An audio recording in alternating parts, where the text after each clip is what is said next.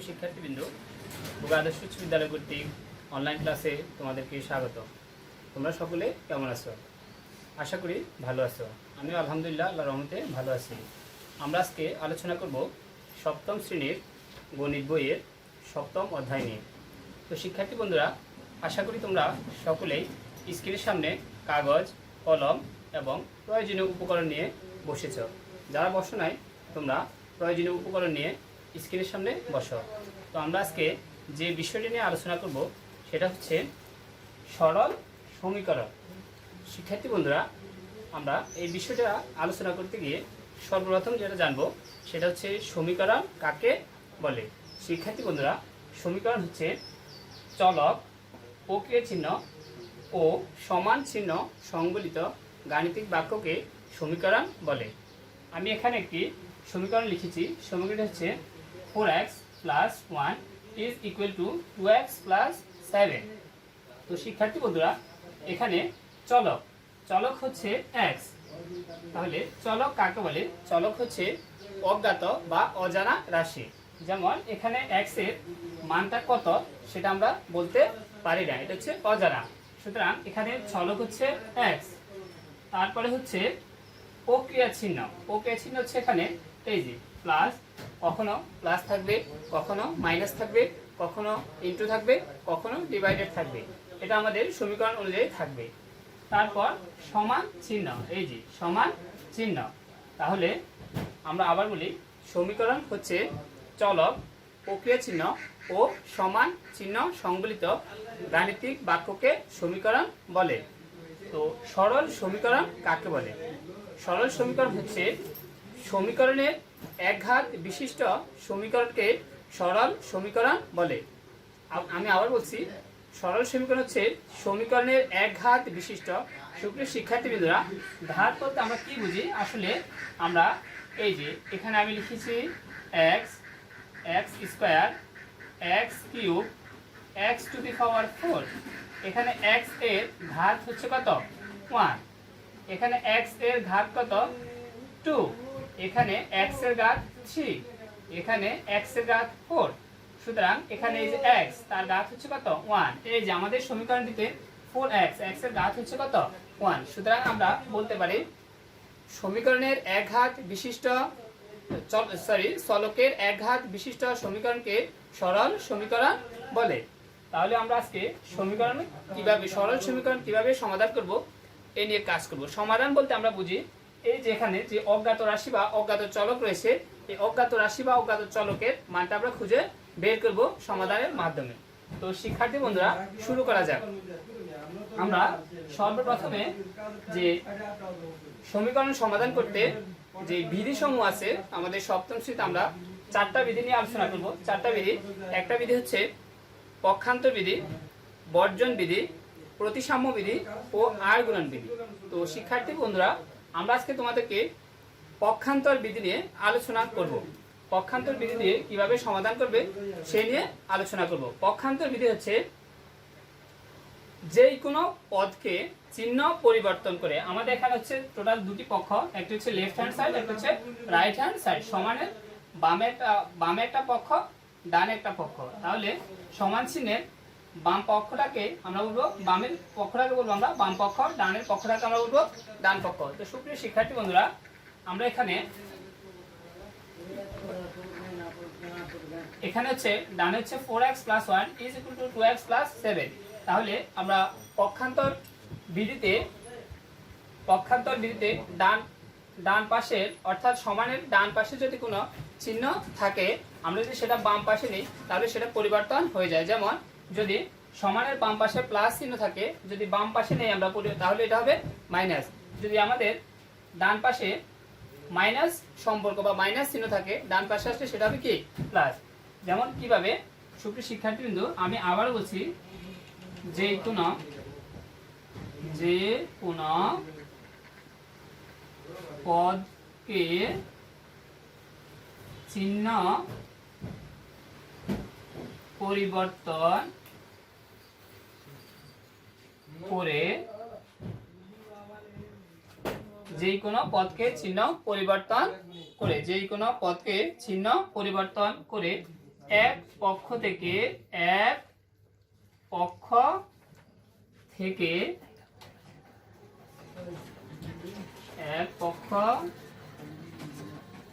থেকে অন্য পক্ষে স্থানান্তর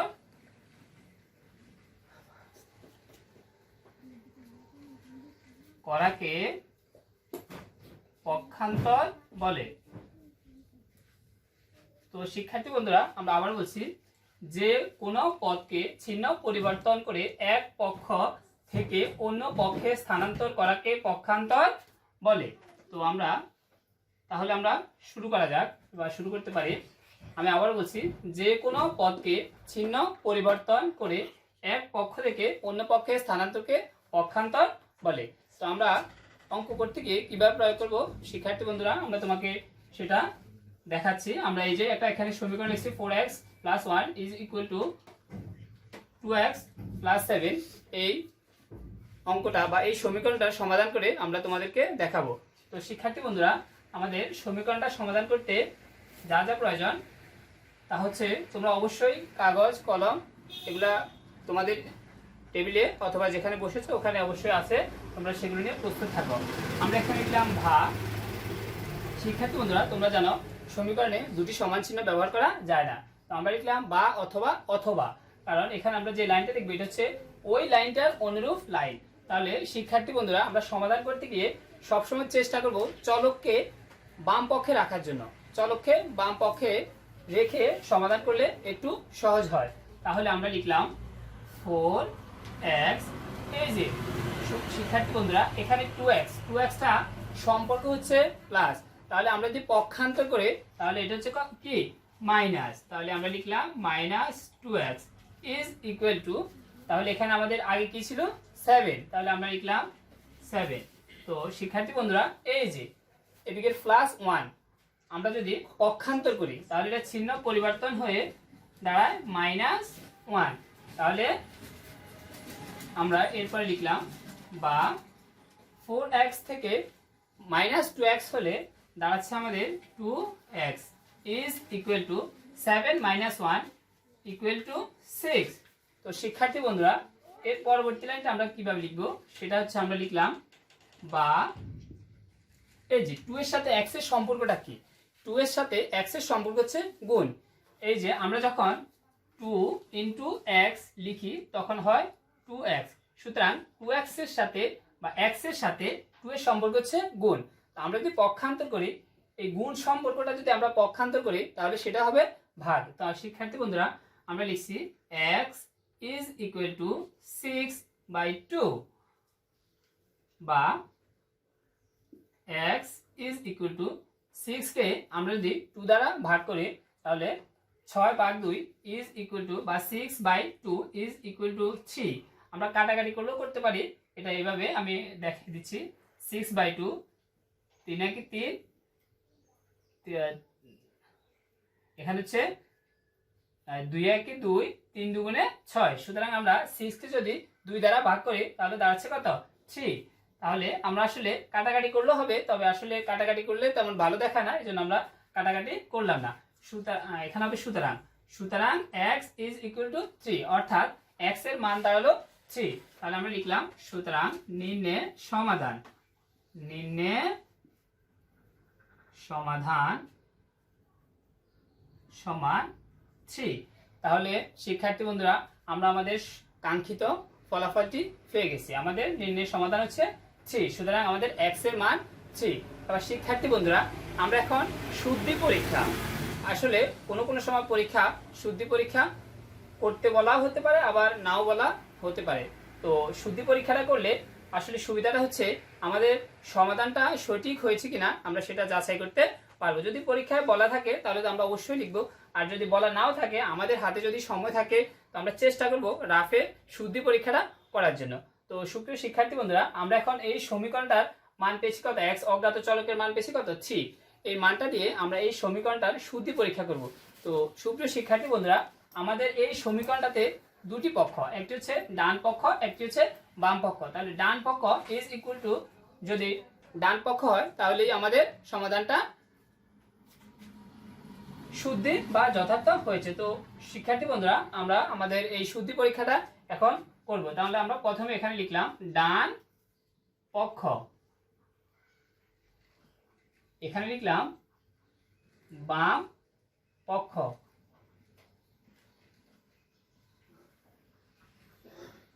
তাহলে শিক্ষার্থী বন্ধুরা আমাদের ডান পক্ষটা কত?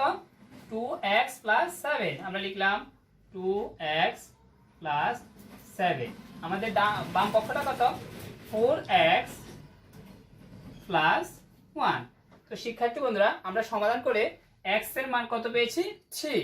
তাহলে আমরা এখানে লিখলাম, দেখো 2x, তাহলে x এর মানটা পেয়েছি আমরা 3। 2 × 3 + 7 সমান 3 দুগুণে 6 + 7, 6 + 7 = 13। তাহলে আমরা ডান পক্ষে ফলাফল পেয়েছি 13 অর্থাৎ 13। তো সুপ্রিয় শিক্ষার্থী বন্ধুরা আমরা এবার বাম পক্ষে যাই।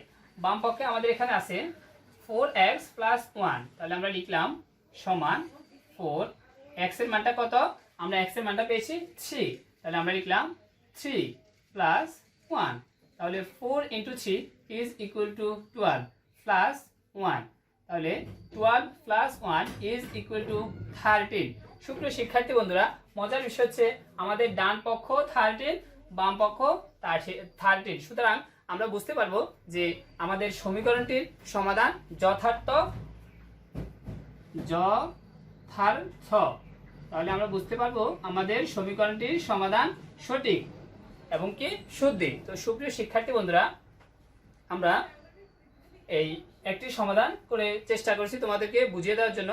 তো এটা হচ্ছে আমাদের বইয়ের অনুশীলনী 7-এর 1-এর বোর্ড বইয়ের 1 নাম্বার অনুশীলনীটা। তো আমরা 1 নাম্বার এক্সারসাইজটা আমরা এখন তোমাদেরকে আরো একটা সমাধান করে বুঝিয়ে দেওয়ার চেষ্টা করব, তাহলে তোমরা আরেকটু ভালো করে বুঝবে। তো শিক্ষার্থী বন্ধুরা আমরা এখন তোমাদেরকে আমাদের পাঠ্য বইয়ের এই যে 2 নাম্বার ইয়েটা আছে, এক্সারসাইজটা আছে, অঙ্কটা আছে, আমরা সেটা তোমাদেরকে সমাধান করার চেষ্টা করব।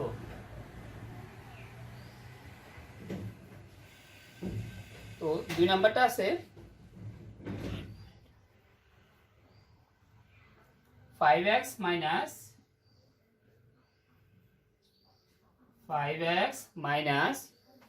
লেখাটা একটু অস্পষ্ট থাকার কারণে মুছে দিলাম। 5x - 3 = 2x + 3। 5x - 3 = 2x + 3।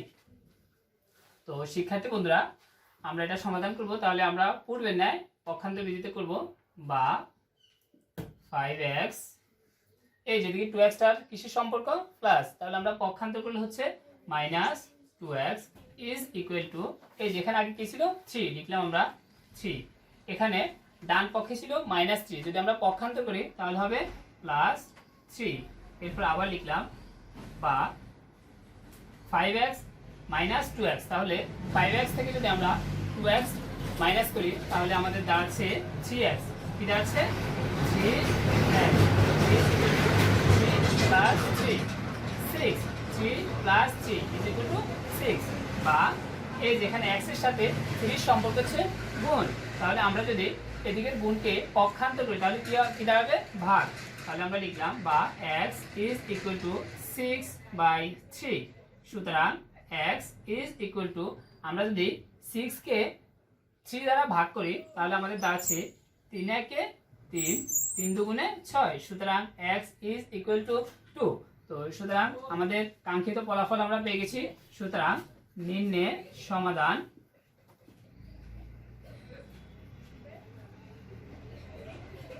সমান 2। তো শিক্ষার্থী বন্ধুরা আশা করি তোমরা অবশ্যই বুঝছো। তো আমরা আজ এই পর্যন্তই। তোমরা আমাদের পাঠ্য বইয়ের যে 1 থেকে 6 নাম্বার পর্যন্ত যে এক্সারসাইজ অনুশীলনীগুলো আছে, অঙ্কগুলো আছে, তোমাদের হোমওয়ার্ক হচ্ছে 1 থেকে 6 নাম্বার অঙ্কগুলো তোমরা করবে। তো শিক্ষার্থী বন্ধুরা অঙ্কগুলা করতে গিয়ে তোমরা যদি কোথাও না বুঝো বা কোনো সমস্যায় ফেস হও তাহলে তোমরা আমাদের কমেন্ট বক্সে জানাবে। ইনশাআল্লাহ আমরা চেষ্টা করব তোমাদেরকে পরবর্তী ক্লাসে তোমাদের সমস্যাগুলোকে সমাধান করে দেওয়ার জন্য। তো শিক্ষার্থী বন্ধুরা, তোমরা সবাই ভালো থাকবে, সুস্থ থাকবে, এই আশাবাদ ব্যক্ত করে আজকের মতো এখানে বিদায় নিলাম। সবাই ভালো থাকবে, সুস্থ থাকবে। আল্লাহ হাফেজ।